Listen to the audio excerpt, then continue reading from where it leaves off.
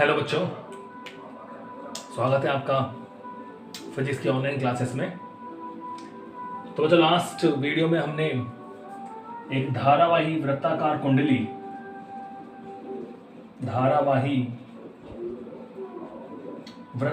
कुंडली के अक्ष पर हमने चुंबकीय क्षेत्र निकाल लिया था और उसका फॉर्मूला में आपको ध्यान होना चाहिए। B इज इक्वल टू क्या था? Mu naught NIA² upon 2A² plus x² whole power 3/2। A कुंडली की त्रिज्या होती है और x केंद्र से अक्ष पे दूरी होती है। n क्या होती है? फेरों की संख्या। ठीक है,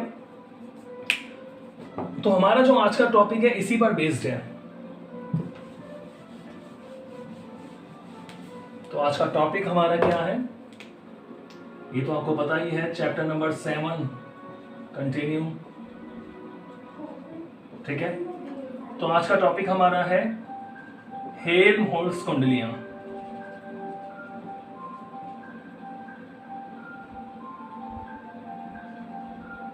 या हेल्महोल्ट्ज़ कुंडली।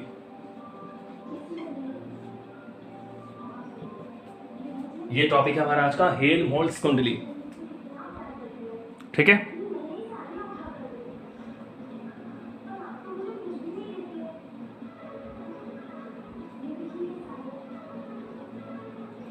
हेल्महोल्ट्ज़ कुंडली।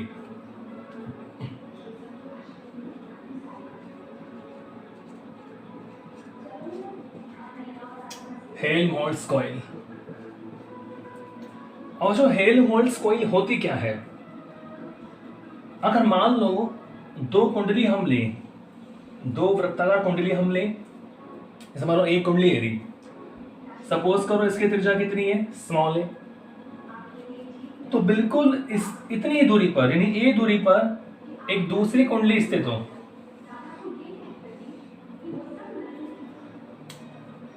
यानी दोनों का जो अक्ष है वो कैसा हो? समान हो। तो ये जो युग्म है, ये जो धारावाही कुंडलियां बनाएंगे, देखो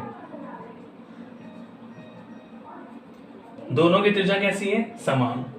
दोनों के केंद्रों के मध्य दूरी कितनी है? त्रिज्या के बराबर। दोनों में समान मान की धारा समान दिशा में प्रवाहित हो रही है। तो ये जो जोड़ा बनता है कुंडलियों का, इसे बोलते हैं हेल्महोल्ट्ज़ कॉइल। तो हेल्महोल्ट्ज़ कॉइल का मतलब क्या है? दो समाक्षीय, दोनों का अक्ष समान है। इस वाली कॉइल का भी, अगर मैं इसको A नाम दे दूं तो इस वाली कॉइल का भी अक्ष यही होगा और ये जो B कुंडली है इसका भी अक्ष यही होगा।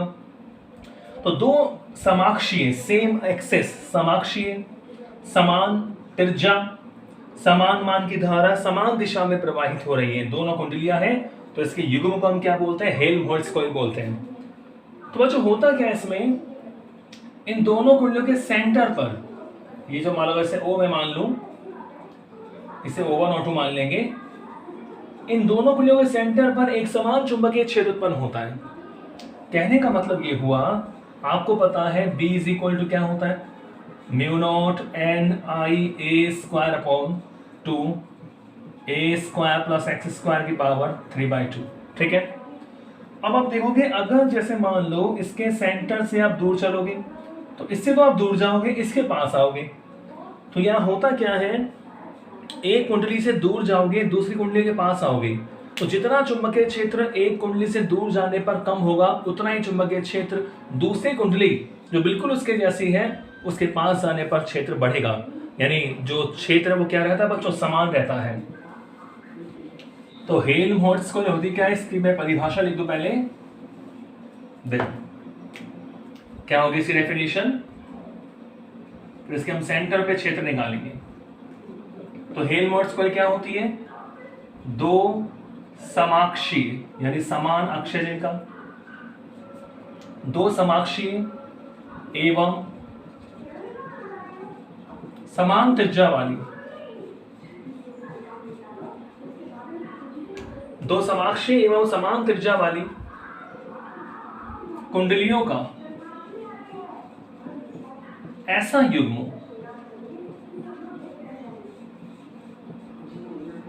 जिनमें समान मान की धारा जिनमें समान मान की धारा समान दिशा में प्रवाहित हो।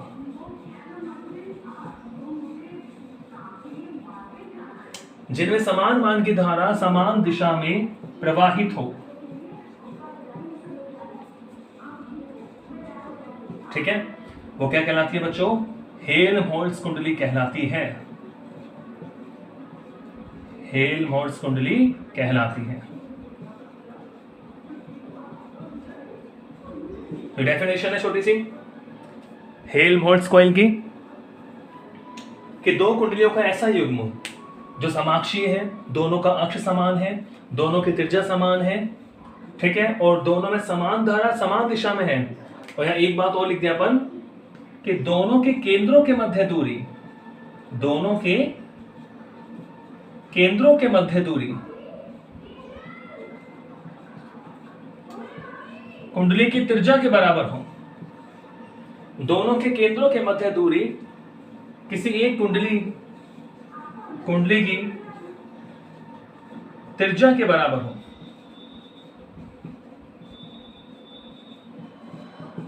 तो एक कंडीशन है, समाक्षीय होनी चाहिए, समान त्रिज्या होनी चाहिए, समान धारा समान दिशा में होनी चाहिए, और दोनों के केंद्रों के मध्य दूरी किसके बराबर होनी चाहिए? त्रिज्या के बराबर होनी चाहिए। उसे बोलते हैं बच्चों हेल्महोल्ट्ज कुंडली। ठीक है, ओके, तो ये तो इसकी डेफिनेशन हो गई। अब इसका काम क्या है? हेल्महोल्ट्ज कुंडली काम में आती है समरूप या एक समान चुंबकीय क्षेत्र उत्पन्न करने के लिए। अगर हमें एक यूनिफॉर्म मैग्नेटिक फील्ड चाहिए, एक समान चुंबकीय क्षेत्र चाहिए, तो हम हेल्महोल्ट्ज कुंडली काम लेते हैं। एक समान चुंबकीय क्षेत्र के लिए, एक समान चुंबकीय क्षेत्र के लिए तो हम देखते हैं चलो कितना होता है एक समान चुंबकीय क्षेत्र। तो उसके लिए हम दो कॉइल बना लें। तो सपोज करो हमारे पास ये दो कॉइल हैं, एक जैसी कॉइल बिल्कुल, और दोनों का सेंटर, ये सेंटर से जाने वाली रेखा है जो इसका अक्ष होगा। बच्चों ये इसकी क्या हो गई? त्रिज्या। ठीक है, और ये हम करंट शो कर रहे हैं, करंट कितना है? I। ठीक है बच्चों, इसका सेंटर मैं मान रहा हूं O1। अब इतनी दूरी पर दूसरे का सेंटर है, उसको मान लेते हैं O2। ठीक है बच्चों, जो त्रिज्या है वही दोनों केंद्रों के मध्य दूरी होनी चाहिए, यानी यहां से लेकर यहां तक की डिस्टेंस में कितनी होनी चाहिए? A होनी चाहिए। ठीक है बच्चों, तो जो दूसरी कुंडली है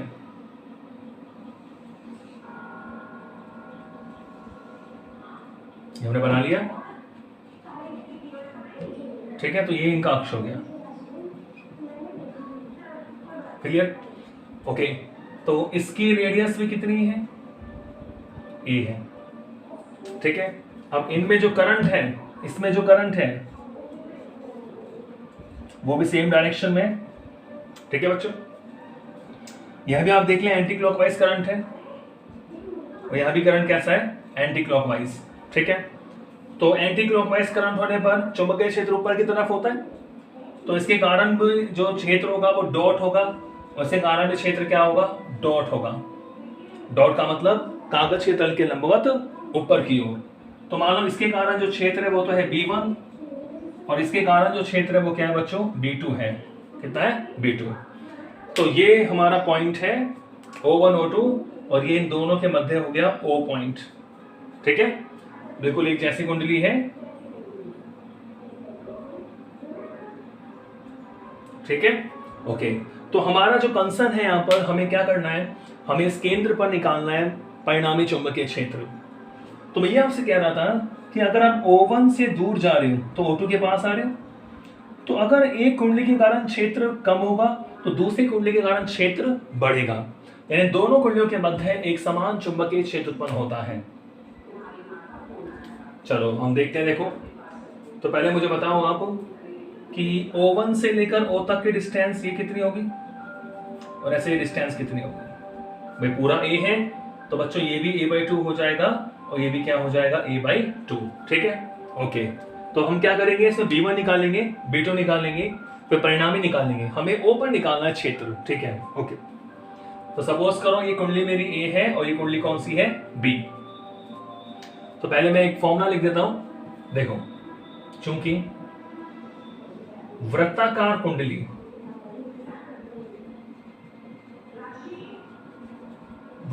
कुंडली के अक्ष पर चुंबकीय क्षेत्र, वृत्ताकार कुंडली के अक्ष पर चुंबकीय क्षेत्र, हमने फॉर्मूला पढ़ा हुआ है बच्चों, क्या होता है, B is equal to mu naught NIA square upon 2A square plus x square की पावर 3/2, इक्वेशन नंबर फर्स्ट। ये कुंडली के अक्ष पर होता है चुंबकीय क्षेत्र, ठीक है, हमने पढ़ा हुआ है, लास्ट वीडियो में पढ़ा था हमने, mu naught NIA square upon 2A square plus x square की पावर 3/2। अब मैं क्या करूंगा, इस A कुंडली के कारण क्षेत्र निकालूंगा O पॉइंट पर। तो बताओ ये अक्ष पर कितनी दूरी हो जाएगी, A/2, ठीक है। देखिए आते हैं, कुंडली A के कारण, कुंडली A के कारण, ये कुंडली वाली A के कारण, ये कुंडली A के कारण, इस कुंडली A के कारण बिंदु O पर चुंबकीय क्षेत्र, कुंडली A के कारण बिंदु O पर चुंबकीय क्षेत्र, तो ये अक्ष पर पॉइंट हो गया, तो यहां x का मान क्या हो जाएगा, A/2, ठीक है। तो x की वैल्यू क्या होगी, A/2, उसको मैं B1 मान लेता हूं, चुंबकीय क्षेत्र B1, तो क्या होगा, mu naught NIA square upon 2A square plus, तो यह जो x है वो होती है केंद्र से दूरी, तो इसके सेंटर से आप O पॉइंट पे निकालोगे तो दूरी कितनी हो गई, A/2, तो x की जगह A/2 रखूंगा तो यह आ जाएगा A स्क्वायर बाई 4 पावर 3/2, ठीक है। इसी डायरेक्शन क्या होगी, क्योंकि आप देख रहे हैं करंट एंटी क्लॉकवाइज है, तो चुंबकीय क्षेत्र कहां होगा, ऊपर की ओर, यानी डॉट, ठीक है। इसको सॉल्व कर लेते हैं, तो B1 इज इक्वल टू, देखो क्या आएगा, mu naught NIA square upon 2, 4A square plus A square कितना हो गया, 5A स्क्वायर बाई 4 की पावर 3/2, ठीक है बच्चों, 5A स्क्वायर बाई 4 की पावर 3/2, ठीक है। आगे सॉल्व करें,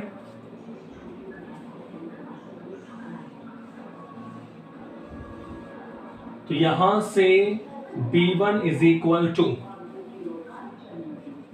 mu naught NIA square upon, देखो बच्चों 2, देखो 5 की पावर 3/2 क्या होगा, 5 की पावर 3/2 हो गया 5√5, ठीक है। A स्क्वायर की पावर 3/2, स्क्वायर से इसको 2 हटेगा तो बचेगा A3, और बच्चों 4 की पावर 3/2, 4 का मतलब क्या होता है, 2 स्क्वायर, तो ये 8 आ जाएगा, समझ गया ना भाई। तो ये होल पावर 3/2 है, तो सबकी पावर 3/2 होगी, तो 5 की पावर 3/2 5√5, A स्क्वायर की पावर 3/2, स्क्वायर से 2 हटेगा 3 बचेगा A3, और ये 4 का मतलब होता है 2 स्क्वायर, तो स्क्वायर से हट गया 2³ यानी 8, ठीक है। तो देखो एक 4 बार कटेगा यहाँ से, 2 चौका 8, तो B1 इज इक्वल टू 4 ऊपर चल जाएगा, 4 अपॉन 5√5, 4 ऊपर चला गया 5√5। आप देख रहे हैं A स्क्वायर से ये क्यू कटेगा, एक A बच जाएगा, तो 4 upon 5√5 mu naught NI upon A, ठीक है। 4 को ऊपर ले गए, 5√5 है हमारे पास, 4 upon 5√5 mu naught NI upon A, clear है, ओके। इक्वेशन नंबर 2, ठीक है बच्चों, ये हो गई समीकरण नंबर 2। अब हमें पता है कि इस अगर दूसरी कुंडली की बात करूं मैं, दूसरी कुंडली के कारण सेम त्रिज्या है, समान धारा है, समान दिशा है, तो इतना ही चुंबकीय क्षेत्र होगा, किस पॉइंट पर, O पॉइंट पर, बिल्कुल सेम क्षेत्र है। तो देखो इसी प्रकार कुंडली B के कारण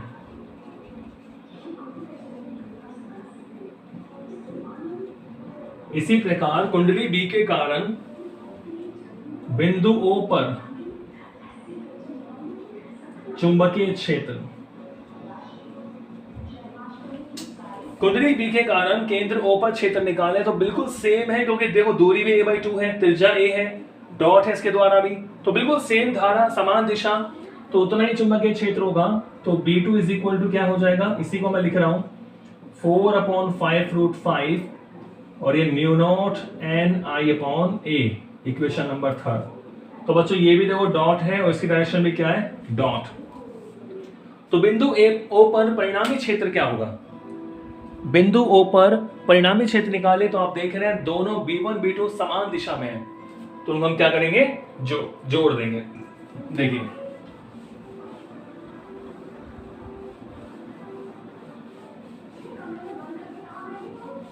ओके, देखो चूंकि B1 व B2 दोनों समान दिशा में है, B1 और B2 दोनों कैसे हैं, समान दिशा में हैं, अतः बिंदु O पर समान दिशा में है, अतः बिंदु O पर जो परिणामी चुंबकीय क्षेत्र होगा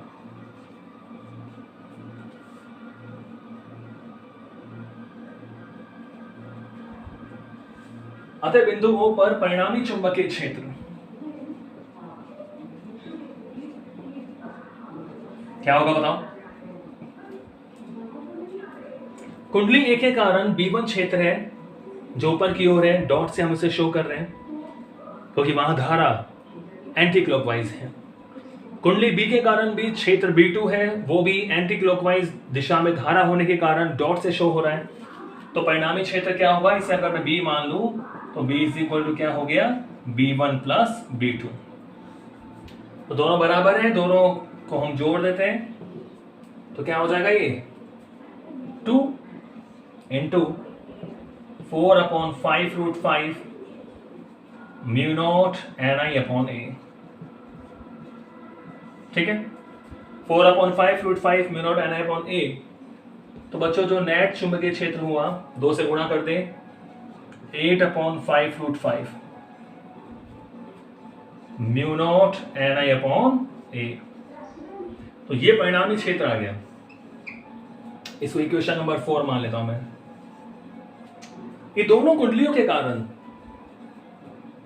उनके मध्य बिंदु पर परिणामी क्षेत्र है 8/5√5 μ0 NI/A, ठीक है बच्चों। और 8/5√5 इसको जब आप सॉल्व करोगे तो आप करके भी देख सकते हो या डायरेक्ट याद भी रख सकते हो। देखिए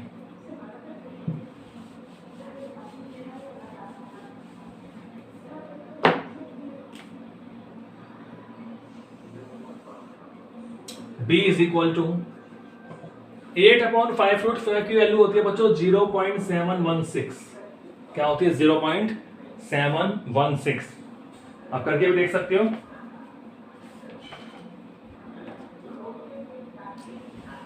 ये तो अब याद ही रख लो इसे।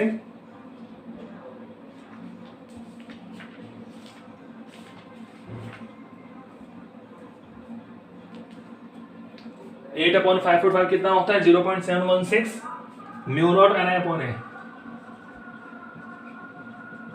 ठीक है। अब अगर मैं इसे 2 से ऊपर नीचे गुणा कर दूं 0.716 इंटू 2, ठीक है, ध्यान देना, μ0 NI/2A, 2 से ऊपर नीचे क्या कर दिया, गुणा। तो ये तो कितना बन गया, B इज इक्वल टू 2 से गुणा करो, 2 6 12, 2 1 2 1 3 और 2 7 14, यानी 1.432 μ0 NI/2A। और ये क्या है, μ0 NI/2R हमने पढ़ा है, μ0 NI/2R, वहां R त्रिज्या थी, यहाँ A त्रिज्या है। तो बच्चों ये वाली जो वैल्यू है वो सेंटर पर क्षेत्र होता है, किसी भी एक कुंडली के कारण उसके केंद्र पर चुंबकीय क्षेत्र होता है। तो B is equal to 1.432 B centre. हमने पढ़ा है कि कुंडली जो धारावाही वृत्ताकार कुंडली होती है उसके कारण जो चुंबकीय क्षेत्र होता है सबसे ज्यादा सेंटर पे होता है। लेकिन अगर हम हेल्महोल्ट्ज कुंडली की बात करें तो उसके कारण दोनों कुंडलियों के मध्य, जो दोनों कुंडलियों के केंद्रों के मध्य पॉइंट है, केंद्रों को मिलाने वाली रेखा का जो मध्य पॉइंट है, वहां जो चुंबकीय क्षेत्र बच्चों लगभग 1.5 गुना मिल गया, 1.432। यानी केंद्र से कितना गुना मिल रहा है, 1.432। तो आपसे ये भी सिद्ध करवा सकते हैं, सिद्ध करो कि जो हेल्महोल्ट्ज कॉइल है उसके कारण जो क्षेत्र है, समान चुंबकीय क्षेत्र जो है वो किसी एक कुंडली के केंद्र पर चुंबकीय क्षेत्र का लगभग 1.5 गुना होता है। तो 1.432 बी सेंटर। ठीक है, तो इसका ग्राफ और पूछ लेते हैं।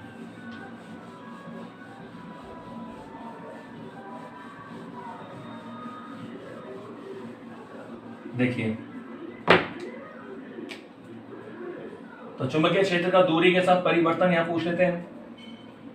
तो बच्चों ग्राफ जो किस तरह मिलता है,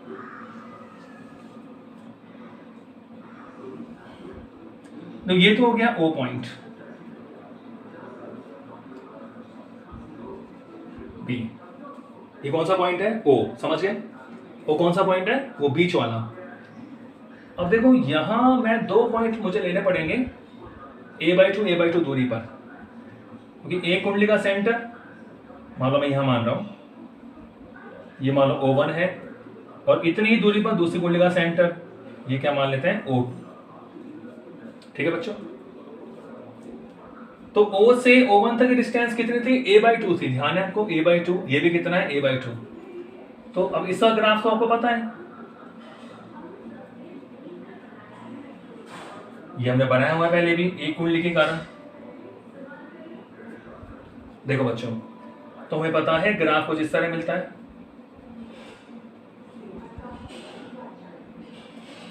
ठीक है।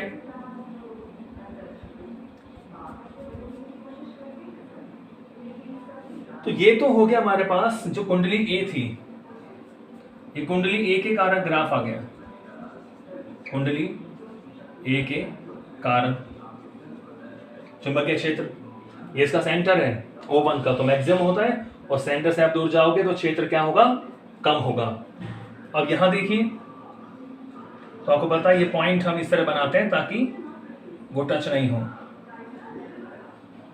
क्योंकि अनंत पे जाके मान क्या हो जाता है, 0 हो जाता है। इस तरह चल रहा है। अब इस कुंडली की बात करें,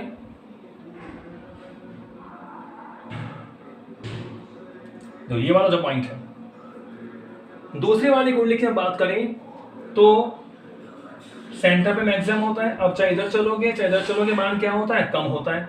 देखो इस तरह ग्राफ हमें प्राप्त होता है।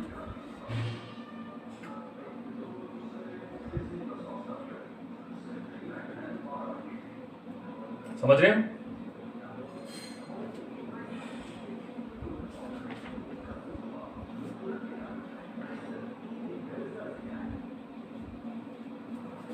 ठीक है, तो इसका आप ऐसे भी ले सकते हो।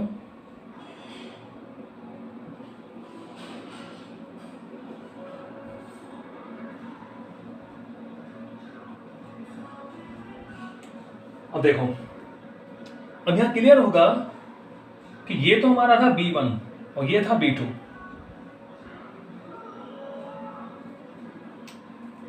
अब इस वाले पॉइंट पर, जो पॉइंट हमारा O है,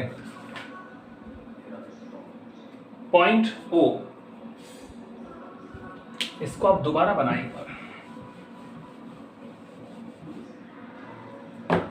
देखो ये तो हमारा हो गया परिणामी चुंबकीय क्षेत्र, ठीक है, ओके। अब ये आप देखिए, इसमें ये मैं ले रहा हूं O पॉइंट, ठीक है।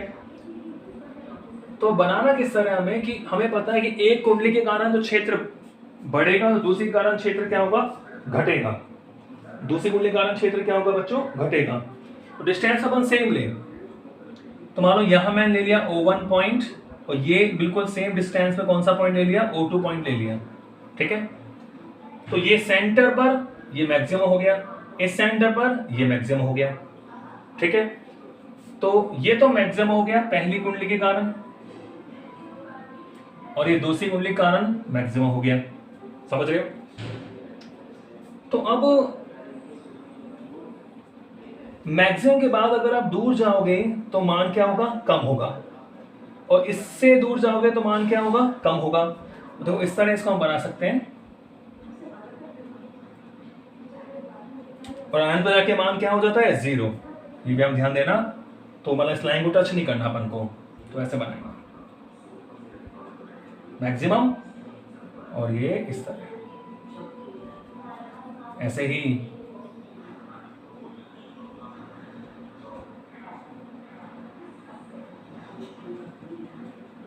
इस तरह। तो ये जो पॉइंट है, ओ वाला पॉइंट, यहां देखेंगे कि अगर यहां क्षेत्र कम हो रहा है तो उतना ऐसे बढ़ रहा है। ये मान लो कुंडली ए हो गई, और ये कुंडली किसके कारण हो गया? बी के कारण। हरी बात समझ में? ये मैग्नेटिक फील्ड है बी। तो अगर एक कुंडली के कारण क्षेत्र कम होगा तो दूसरी का तापमान बढ़ेगा। अब इस पॉइंट से चलेंगे, मान लो O1 से आगे चल रहे हो, तो मान लो इस पॉइंट पे ये क्षेत्र कम हो रहा है, तो यहां से बढ़ भी रहा है। तो यहां जो क्षेत्र है वो लगभग आपको लगभग समान सा प्राप्त होता है। तो एक समान चुंबकीय क्षेत्र मिलता है दोनों कुंडलियों के बीच में, समान चुंबकीय क्षेत्र। ठीक है, तो आज की वीडियो में इतना ही। हमने हेल्महोल्ट्ज कॉइल पढ़ा, जो एक समान चुंबकीय क्षेत्र उत्पन्न करने के काम में आती है। नेक्स्ट अगले वीडियो में। Thank you.